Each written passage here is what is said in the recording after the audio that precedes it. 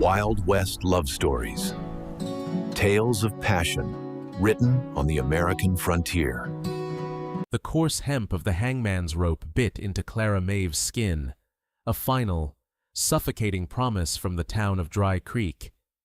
Below the crude gallows, a chorus of murmurs crawled through the dust, whispers of poison and theft painting her as a devil in a torn dress.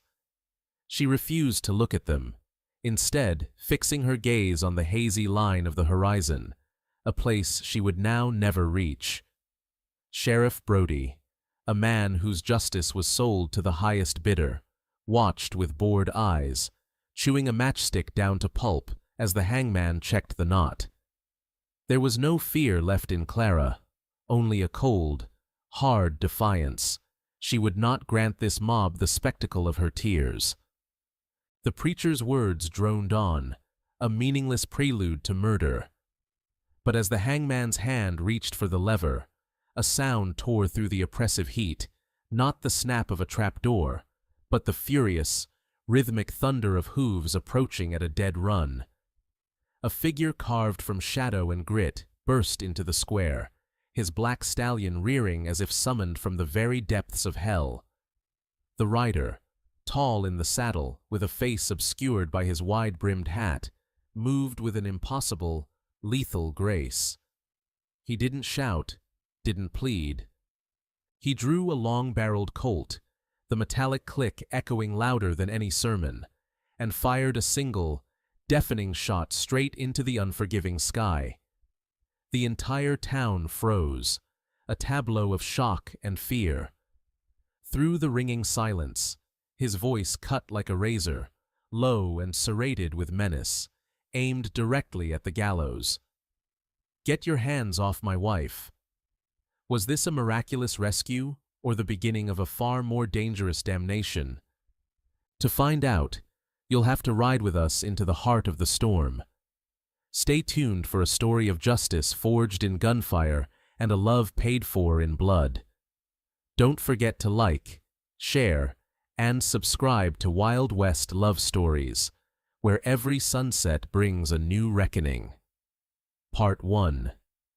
The Devil's Mercy. The world exploded into a chaotic blur the moment Jedediah Stone's strong arm wrapped around Clara Maeve's waist, hoisting her from the gallows with a strength that seemed less human and more elemental. One moment, she was facing death. The next, she was pressed against the hard leather of a stranger's duster, the scent of gunpowder, trail dust, and horse sweat overwhelming her senses. The black stallion, a beast of nightmare and salvation, plunged through the stunned crowd as chaos erupted in its wake. Sheriff Brody was the first to recover, his face purple with fury as he bellowed, "Fire! You fools! Don't let them escape!" Bullets tore through the air, splintering the wooden facade of the general store and kicking up angry puffs of dirt around the horses' thundering hooves. Jed didn't flinch.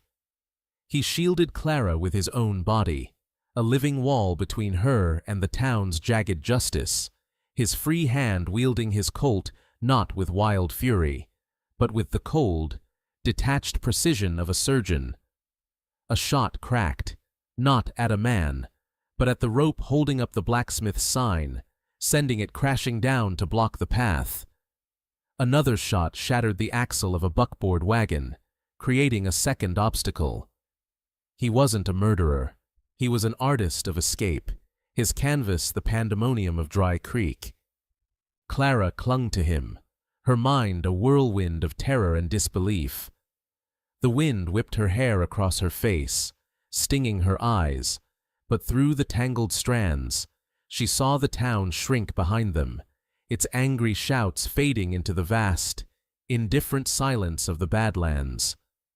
They rode hard for what felt like an eternity, the stallion's powerful lungs working like bellows, its hooves eating up the cracked, unforgiving earth. Jed guided the horse not in a straight line of flight, but in a winding, calculated path through a maze of arroyos and canyons that would have seemed impassable to any other rider. He urged the horse through a shallow, fast-moving creek, the splashing water erasing their tracks, then doubled back through a narrow slit in a rock formation, a path so hidden it seemed the earth itself had conspired to conceal it. The sun beat down, a merciless hammer in the brassy sky, and the initial shock began to recede from Clara, replaced by a weary, aching awareness. She started to notice the subtle shifts in his weight that guided the horse, the constant scan of his eyes across the horizon, the way he seemed to read the land like a page from a book he knew by heart. At one point, from the crest of a ridge, they could see Sheriff Brody's posse far below, a clumsy, agitated cluster of riders kicking up a telltale cloud of dust as they followed a false trail Jed had laid, dragging a broken branch behind them for half a mile. It was a simple trick, but devastatingly effective. For a fleeting moment, a sense of admiration pierced through her fear. This man, this devil who had claimed her as his bride, moved with a purpose and intelligence that was both terrifying and strangely comforting. As dusk began to bleed purple and orange across the horizon, he finally led them to a shallow cave carved into the side of a mesa, a place shielded from the wind and invisible from the flats below. He dismounted in one fluid motion, then gently helped her down. Her legs, weak and trembling, nearly gave way, but his hand on her arm was as steady as the stone around them.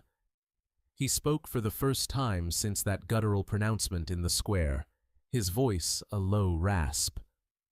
"You're safe. For now." He didn't wait for a reply, turning his attention immediately to the horse, checking its legs and giving it water from his canteen before he even thought to drink himself. The silence that settled between them was profound, filled with 1,000 unasked questions. He eventually built a small, smokeless fire from dry mesquite wood, its warmth a small comfort against the coming chill of the desert night. He offered her a strip of dried beef and the canteen, his movements economical and deliberate, his eyes avoiding hers. It was then, as she shifted to ease the ache in her back, that she felt a strange, hard lump against her ribs, tucked beneath the seam of her tattered dress. Her fingers went to the spot, tracing the outline of something small and rectangular. With a fumbled motion, she pulled at the threads her boss's wife had sewn just days ago. A small, leather-bound book fell into her lap. It was a ledger, its cover worn and its clasp broken. Jedediah's gaze snapped to it, his impassive mask finally cracking with a flicker of something she couldn't name. "What is that?" he asked, his voice sharp. "My boss, Mr. Abernathy," she whispered, her throat raw. "The day before he was killed, he gave it to me. He said it was an insurance policy. He told me to keep it safe, no matter what." Jed took the book from her trembling hands, his touch surprisingly gentle as he wiped the dust from its cover. He didn't open it. He just stared at it, a dark understanding dawning in his eyes. He moved to the mouth of the cave, pulling a small spyglass from his saddlebag. He scanned their back trail for a long time, watching the distant, flickering torchlights of Brody's posse as they finally gave up the chase and turned back towards Dry Creek. Clara felt a knot of tension in her stomach begin to loosen. It was over. But Jed remained perfectly still, his body rigid. He adjusted the spyglass, focusing on a point far beyond where the posse had turned back. "No," he breathed, the word a puff of cold air. A lone rider had emerged from the twilight, moving with an unnerving confidence. This rider wasn't following their tracks. He was anticipating them, cutting across the land with a predator's instinct. Even at this distance, his silhouette was lean and menacing. Jed lowered the spyglass, a grim finality settling over his features. He knew that posture, that relentless pace. He had seen it before on the bloody trails of the frontier. "Who is it?" Clara asked, her voice barely a whisper as she came to stand beside him. Jedediah turned to face her, his eyes dark with a certainty that chilled her to the bone. "That's Silas Kane," he said, the name tasting like poison. "That's not a sheriff's man. He's a hunter. The posse has given up, Clara, but the hunt has just begun." Part 2. A Serpent's Truth. The name Silas Kane hung in the cold desert air between them, extinguishing the last embers of hope that had flickered within Clara Maeve. Jedediah Stone's urgency was no longer a comfort. It was a terrifying affirmation of their doom. He wasted no time, kicking dirt over the fire and packing their meager supplies with a grim efficiency that spoke of a man well acquainted with running for his life. "Who is he?" Clara demanded, her voice regaining a sliver of its strength. "A ghost," Jed answered without looking at her, his hands tightening the straps on his saddlebag. "A man who gets paid to find people who don't want to be found. He won't follow our tracks. He'll read the fear in the wind. He'll know where we're going before we do." His words painted a portrait of an almost supernatural predator, and with that, the fragile sanctuary of the cave became a tomb. They plunged back into the oppressive darkness of the night, moving at a grueling pace that pushed Clara to the very edge of her endurance. The landscape was a treacherous phantom, every rock a potential threat, every shadow a hiding place for enemies. By the time the first pale fingers of dawn clawed at the eastern sky, they found temporary shelter in a deep, eroded wash, hidden from view by a thicket of salt cedars. Clara collapsed against the sandy embankment, her body screaming in protest, her lungs burning. The fear and exhaustion boiled over into a desperate need for answers. "Why?" she gasped, looking up at his silhouetted form. "Why is a man like that hunting me? I'm no one. I have nothing." Jedediah stood for a long moment, his back to her, a statue of stone against the rising sun. The silence stretched, thick and heavy, until she thought he would never answer.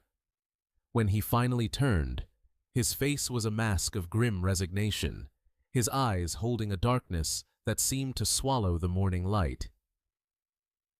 "It was never about what you did, Clara," he said, his voice low and devoid of emotion. "It was about what you were going to be. A body to close a chapter." He walked to his saddlebag, pulled out a folded, grease-stained piece of paper, and tossed it onto the sand at her feet. It was a contract, written in a cruel, sharp script. Her name was there, clear as day, and below it, a name she recognized with a jolt of cold dread. Bartholomew Thorne, the wealthy land baron who had often visited her boss. Beside Thorne's name was a sum, $500, paid to the bearer for a service rendered. Her eyes traveled from the paper up to the man who had pulled her from the gallows. The truth crashed down upon her with the force of a physical blow, stealing the air from her lungs. The rescuer and the assassin were the same man. Every act of his, the rescue, the shelter, the shared water, was cast in a new, monstrous light. Was this all part of the job? A different way to earn his blood money? A wave of nausea washed over her. She scrambled backwards, away from him, as if he were a coiled rattlesnake.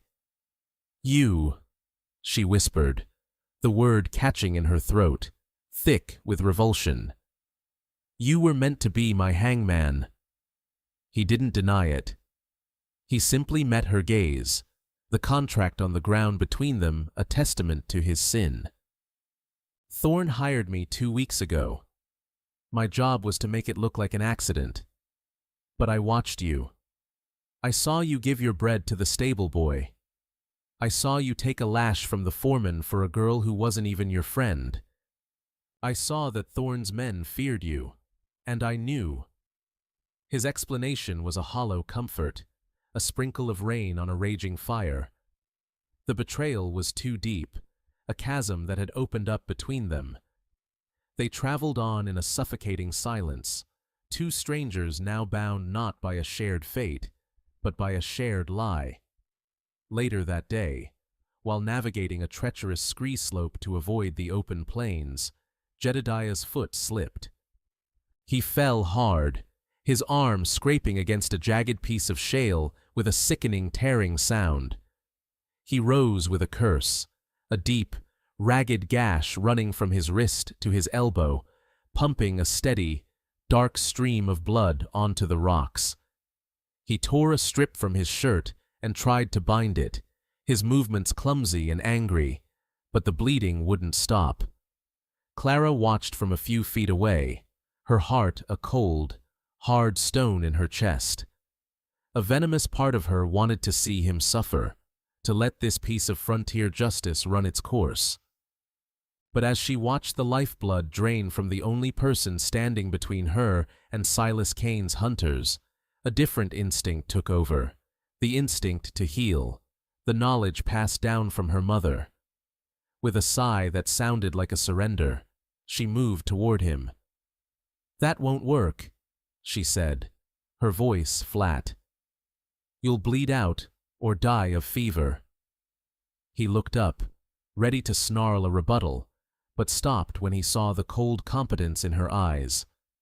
She ignored his pride, her hands already searching the surrounding vegetation. She came back with a handful of feathery yarrow leaves, which she crushed into a paste and pressed firmly into the wound to staunch the bleeding. Then, she found the broad, ribbed leaves of a plantain weed, chewing them slightly to release their medicinal properties before layering them over the gash. Jed watched, bewildered, as she worked with a quiet, practiced focus, tearing a cleaner strip from her own petticoat to create a proper binding. He had seen battle-hardened medics with less certainty in their movements. For the first time, he saw her not as a target or a victim, but as something more. The fragile, unspoken truce held until late afternoon. They were forced to cross a wide, shallow basin, the most exposed they had been since the escape. The attack came as a single, sharp crack of a rifle, the sound swallowed by the vast emptiness. The bullet didn't hit them, but slammed into the flank of their stallion. The magnificent beast screamed, a terrible, high-pitched sound, and collapsed in a heap of thrashing limbs, its fall trapping Jedediah's leg beneath its weight. A second shot kicked up dirt inches from Clara's head. Men, 3 of them, appeared on the ridge above, their rifles glinting in the sun. Chaos erupted. Jed, grimacing in pain, managed to pull his leg free and drag himself behind the dying horse, his colt barking in defiance.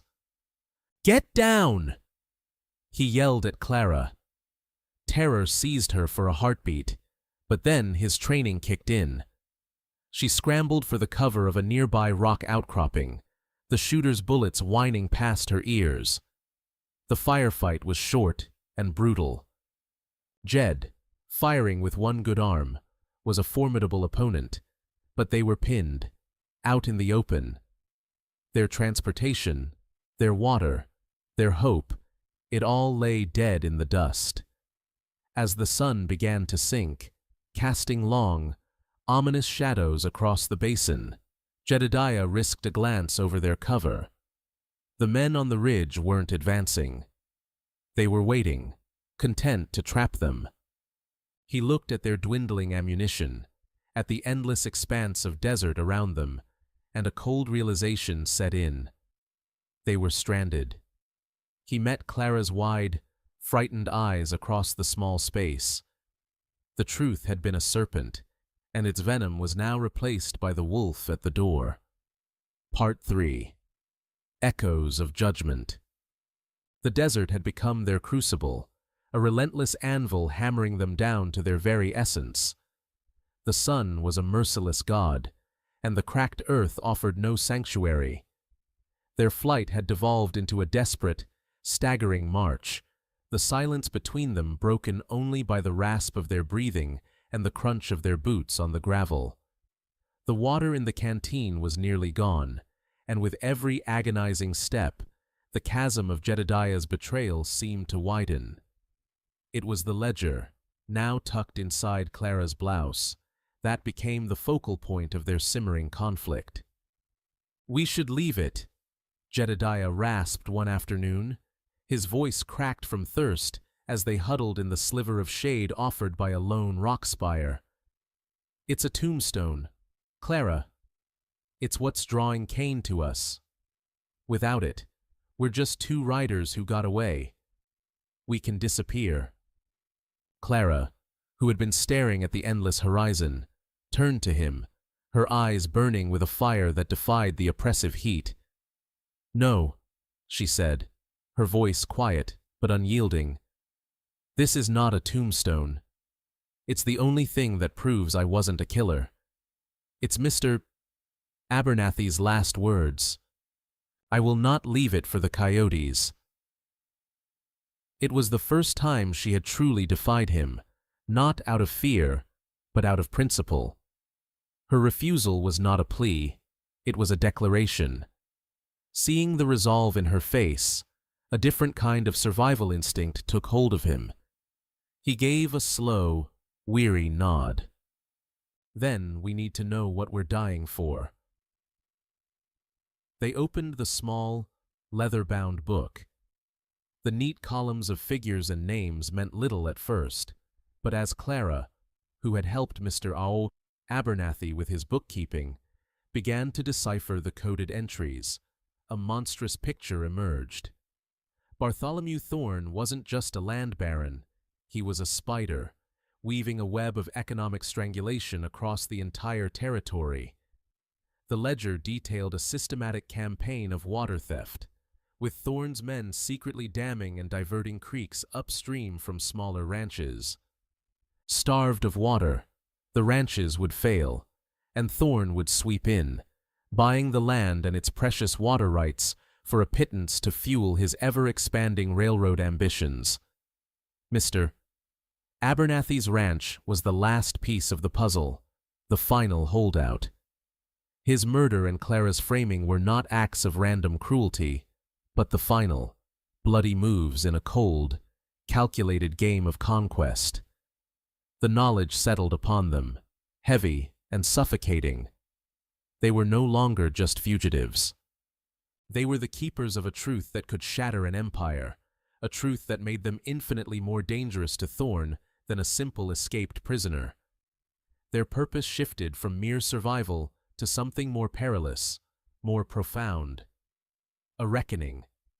Miles away, in the orderly, sun-bleached town of San Timoteo, a different kind of reckoning was taking shape.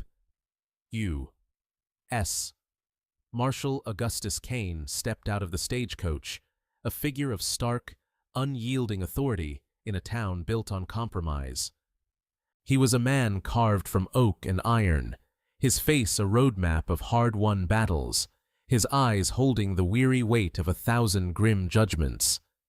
He wasn't there for outlaws.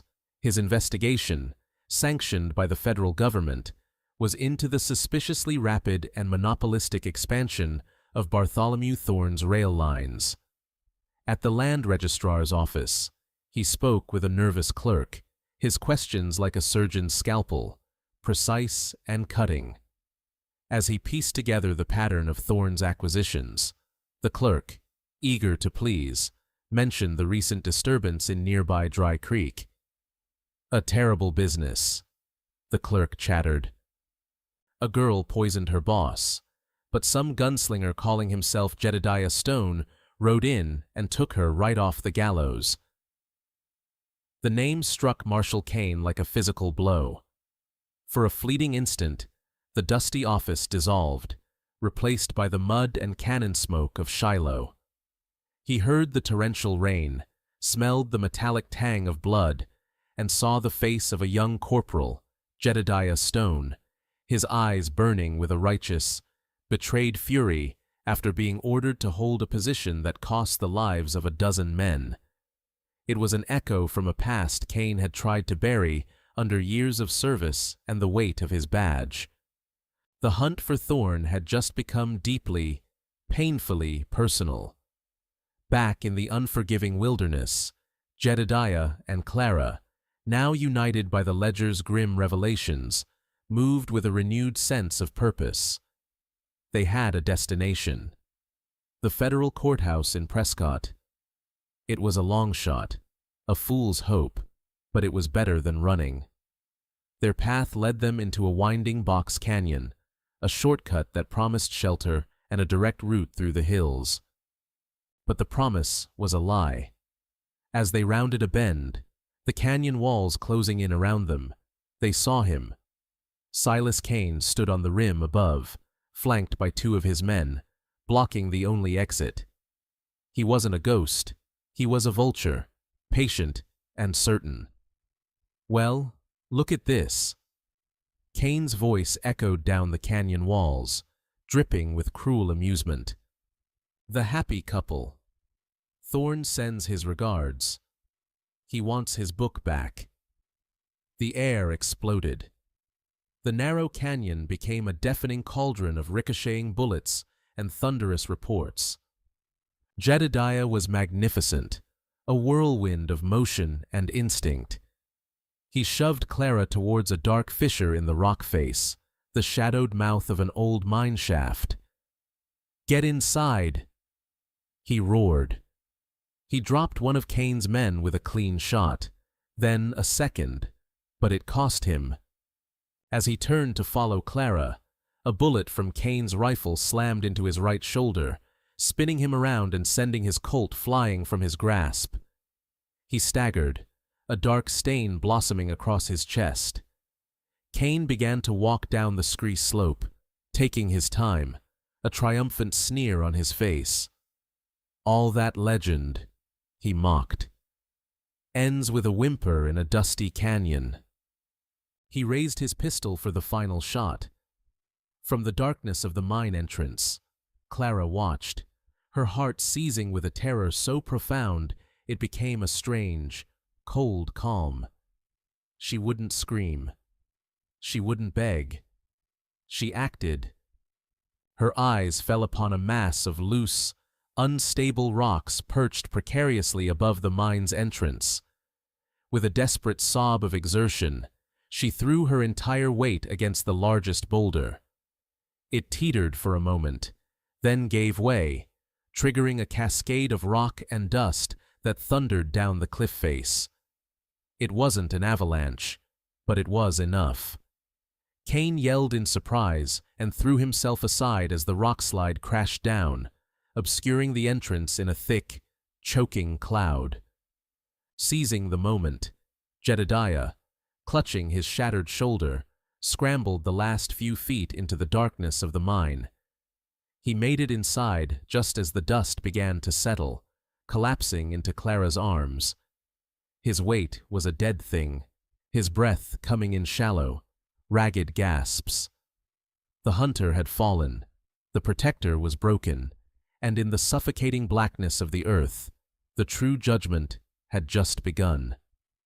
Part 4. The Miner's Gambit. The darkness inside the mine was absolute, a living entity that pressed in from all sides, suffocating and cold.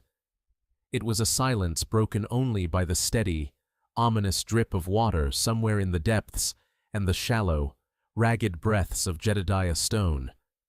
Clara Maeve dragged him deeper into the tunnel, away from the entrance now partially blocked by the rockslide she had caused. His body was a dead weight, his blood a hot, sticky smear on her hands and dress. Panic, cold and sharp, threatened to overwhelm her. Here, In the belly of the earth, away from the sun and the sky, death felt like a certainty. But then, a different instinct took over, a stubborn refusal to surrender that was as fierce as it was unexpected. She would not let him die. Not after he had chosen her. She fumbled in his pack, her fingers finding the familiar shapes of flint and steel. After several frustrating attempts, a spark caught on a piece of lint from her pocket, and she managed to coax a small, sputtering flame to life on a sliver of dry pit-prop timber. The flickering light pushed back the oppressive darkness, revealing their sanctuary for what it was. A damp, forgotten tomb, the air thick with the smell of wet rock and decay. The light also revealed the full horror of Jedediah's wound.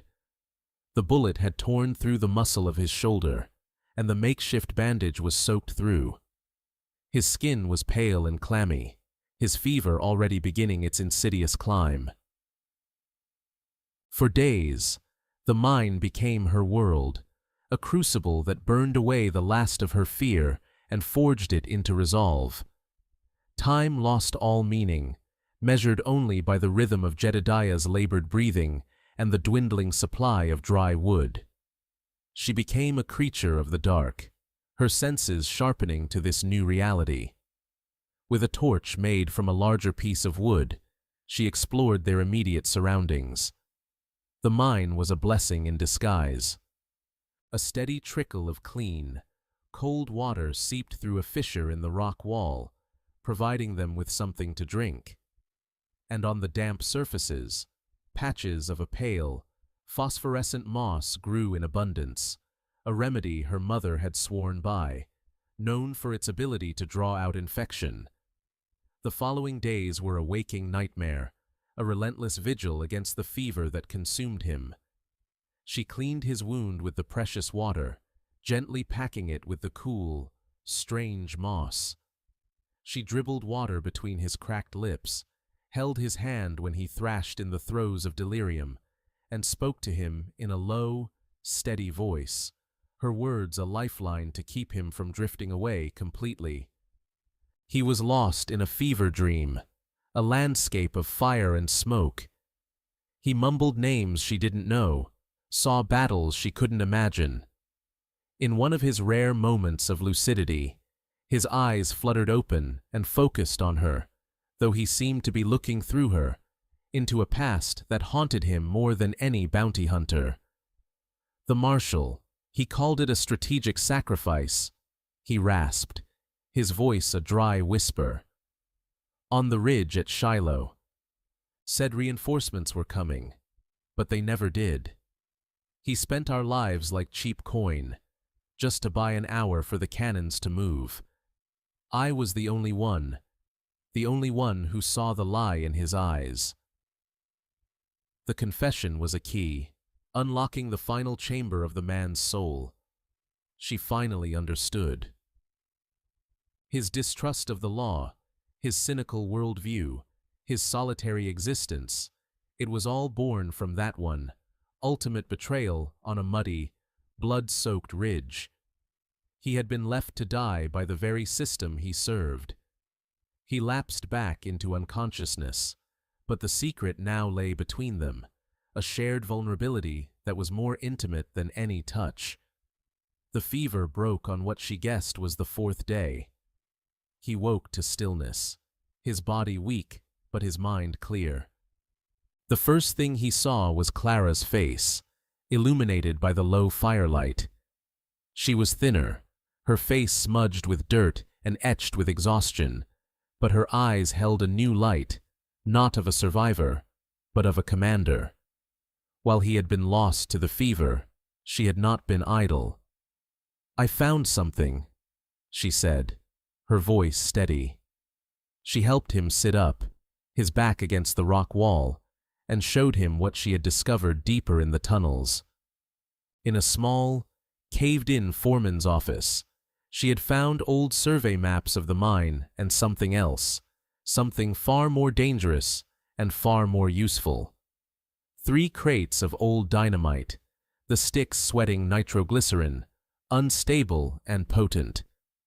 She spread a map on the ground, its paper yellowed and brittle. "This is us," she said, pointing to a spot on the map. "And this is Cain, waiting for us at the main entrance. But look." Her finger traced a secondary line on the map. "A ventilation shaft. It opens out on the north side of the mesa. We can get out." Jedediah looked at the map, then at her. He expected to see relief in her eyes, the eagerness of escape. Instead, he saw the cold glint of calculation. "We could," Clara continued, her voice dropping lower. "Or we could make sure no one ever follows us again." She looked towards the crates of dynamite. The idea was insane, a desperate gamble with their very lives. It was also brilliant. A plan began to form between them, spoken in low whispers in the flickering firelight. They would not run. They would turn their tomb into a trap. It was her gambit, born of her resilience, and he embraced it without hesitation. It took them the better part of another day, with Jedediah still weak and leaning on the tunnel wall for support, to prepare. They carefully moved the volatile dynamite, wedging sticks into the timber supports of the main tunnel, just beyond the rock slide. They ran a long fuse line back to a small alcove, a safe distance away. As they finished their grim work, a sound echoed from the entrance, the scrape of boots on rock, and then a voice, amplified by the tunnel's acoustics. It was Silas Cain, impatient and angry. "You can't hide in there forever. Stone! Send the girl out with the book, and I might just make your death a quick one." They were out of time. They scrambled back to the alcove. Jedediah slumped against the wall, his rifle ready. Clara held the end of the fuse in one hand and a single match in the other. Her hand was not trembling. She looked at Jed, her eyes asking the final question. He gave her a single, sharp nod. The miner's gambit was set. All that was left was to strike the match. Part 5. 3 graves for Dry Creek. The voice of Silas Cain was the last sound they heard before Clara struck the match. The tiny flame flared to life, defiant and fragile in the immense darkness, casting their determined faces in a flickering, golden glow. Without hesitation, she touched the flame to the fuse. It caught with an angry hiss, a fiery serpent slithering away into the tunnel, eating up the precious seconds between them and damnation. Jedediah pulled her deeper into the alcove, shielding her body with his own as the serpent reached its destination. The world did not so much explode as it was violently unmade. A deafening roar ripped through the mine, a physical force that slammed into them, stealing the air from their lungs and shaking the very foundations of the mesa. The ground bucked and heaved, and the terrible sound of splintering timbers and shearing rock echoed all around them. A hurricane of dust and superheated air blasted past their shelter, followed by a shower of pebbles and debris. Then, an even more terrifying sound. The deep, groaning collapse of the main tunnel, the earth itself sealing the tomb they had created. And then, silence. A ringing, profound silence, thick with the taste of cordite and pulverized rock. For a moment, there was nothing. They had survived. But as the choking dust began to settle, a sound reached them through the gloom, a hacking cough, followed by the scrape of a boot on stone. A figure staggered out of the swirling dust cloud, a shape of pure, unadulterated rage. Silas Cain was still alive. His arm was twisted at an unnatural angle, and a gash on his forehead streamed blood down his face, but he was on his feet, his eyes burning with a homicidal fire. One of his men lay partially buried under a collapsed beam. The other was simply gone. Cain looked at them, not as a hunter at his quarry, but as a demon who had clawed its way back from the abyss. "You," he snarled, his voice a broken gargle. "You're going to pay for that." The final battle began not with the crack of a gun, but with a guttural roar as Cain charged them. The enclosed space turned the fight into a desperate, claustrophobic brawl. Jedediah, his injured shoulders screaming in protest, met the charge, the two men crashing against the tunnel wall. It was a fight of brutal efficiency against raw fury. Jed, even with one good arm, was a master of leverage and timing, but Cain was a beast, fueled by pain and a singular desire to destroy. Their lantern was knocked over in the struggle, its flames sputtering wildly, casting long, monstrous shadows that danced and leaped across the rock walls. Cain's strength was overwhelming. He slammed Jed against a rock face, the impact forcing a pained grunt from his lips. Cain's hands closed around Jed's throat, squeezing the life from him. Jed clawed at the man's wrists, his vision starting to speckle with black dots. Clara did not scream. Her mind, sharpened by days of terror, worked with a cold, clear precision. She saw Cain's pistol lying on the ground where he had dropped it, but it was too far. Her eyes darted around their prison, searching for a weapon, a chance. Then she saw the lantern, its flame about to die. An idea, born of darkness and desperation, took hold. With a swift, decisive motion, she grabbed a loose rock and brought it down hard on the lantern's glass housing. It shattered, and the flame was instantly extinguished, plunging the tunnel into absolute, disorienting blackness. Cain roared in frustration, his grip momentarily loosening. "Girl!" He bellowed into the void, firing his own pistol blindly, the muzzle flash a terrifying, momentary sun. Jed understood her gambit instantly. In the total darkness, Cain was blind, but Clara and Jed had spent days in this gloom. It was their ally. Clara, moving silently, picked up a small stone and threw it against the far wall of the tunnel. Cain spun and fired at the sound, his shot ricocheting wildly. He was completely disoriented. That was the opening Jed needed. He surged upward, not with strength, but with pure will, and tackled Cain at the knees. The larger man stumbled backward, roaring as he tried to regain his footing. "Now, Clara!" Jed yelled. Clara, using the last flash as a guide, had found what she was looking for. A heavy, discarded length of timber. She swung it with all her might at the back of Cain's legs, buckling them. He staggered back another step, right to the edge of a precipice they had discovered earlier, a deep, black ore chute that dropped into the unplumbed depths of the mine. Jed gave one last, desperate shove. For a moment, Silas Cain teetered on the brink, his arms windmilling in the darkness. Then, with a final, echoing scream of rage and disbelief, he was gone. The scream was swallowed by the abyss, and a profound, final silence returned to the mine. They stood together in the total darkness, their chests heaving, the only sound the dripping of water. They had done it.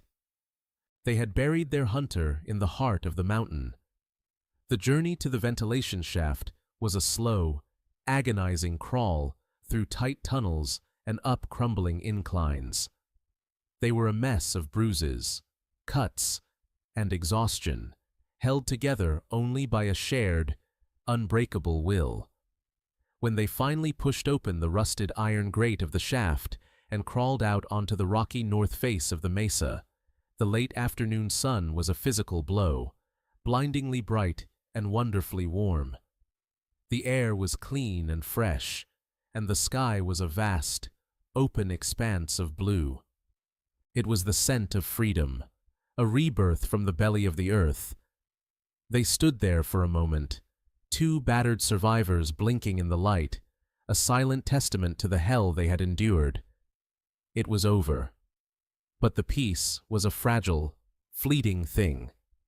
A voice, calm and measured, but carrying the unmistakable weight of authority, drifted up from below. "That's far enough, Jedediah Stone."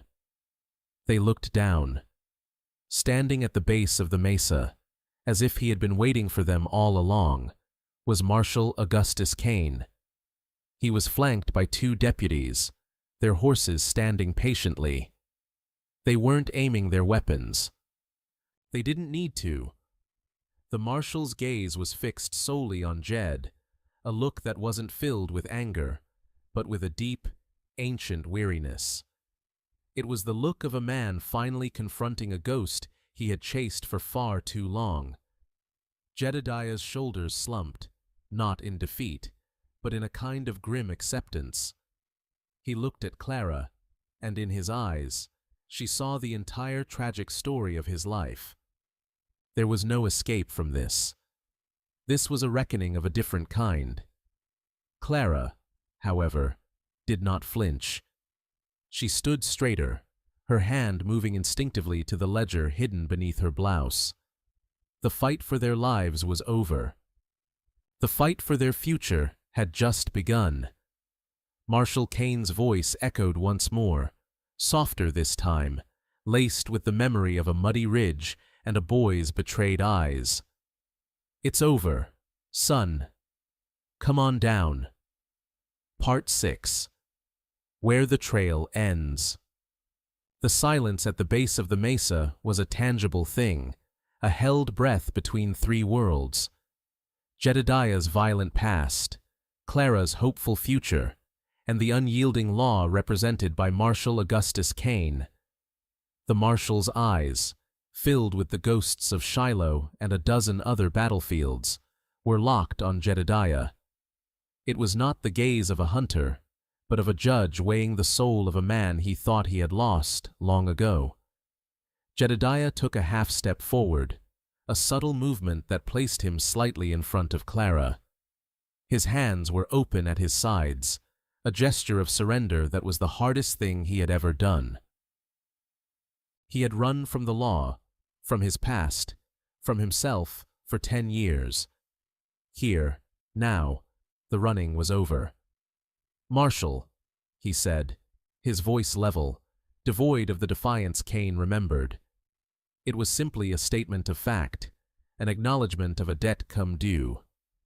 "The law has a long memory, son," Kane replied, his voice a low, gravelly rumble that seemed to rise from the earth itself.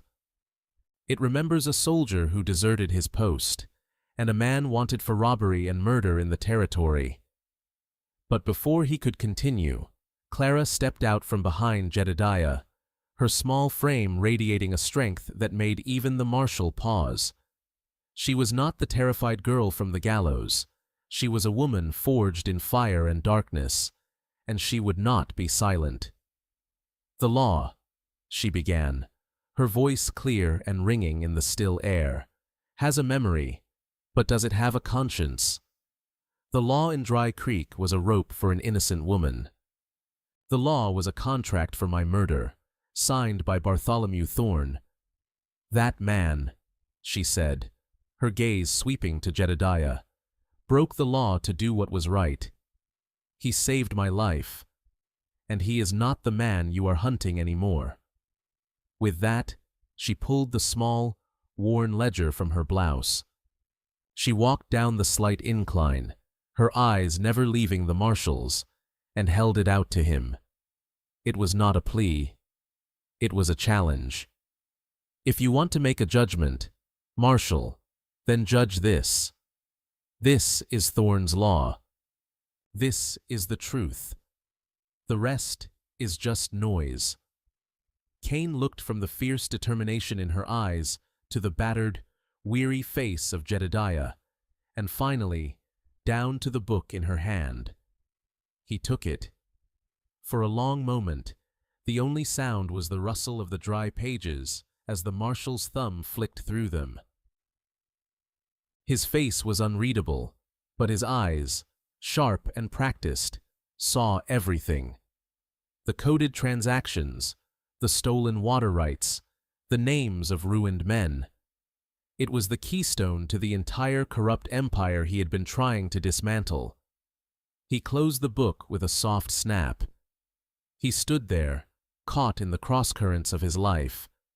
The rigid code he had lived by, the memory of the boy he had failed, and the undeniable evidence of a greater evil in his hands. What was justice? Was it the blind application of a warrant for a man who had clearly been reborn through an act of sacrifice?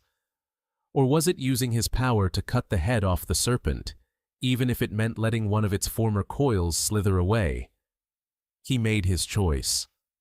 He turned to his deputies, his voice once again the iron instrument of federal law.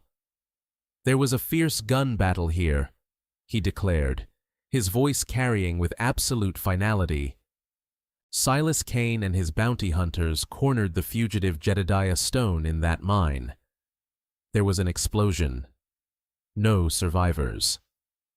The deputies, loyal men who understood the complex calculus of frontier justice, simply nodded. "That's how the report will read," one of them confirmed. Kane then turned his gaze back to Jedediah, and for the first time, the hardness in his eyes softened, replaced by something akin to a painful absolution. "Jedediah Stone died today," the marshal said, his voice for Jed's ears alone. "Make sure you don't bring him back from the dead." He gave a curt nod to Clara, a silent acknowledgement of her courage, then mounted his horse. Without another word, he and his men rode away, leaving the ledger, the law, and the past behind them.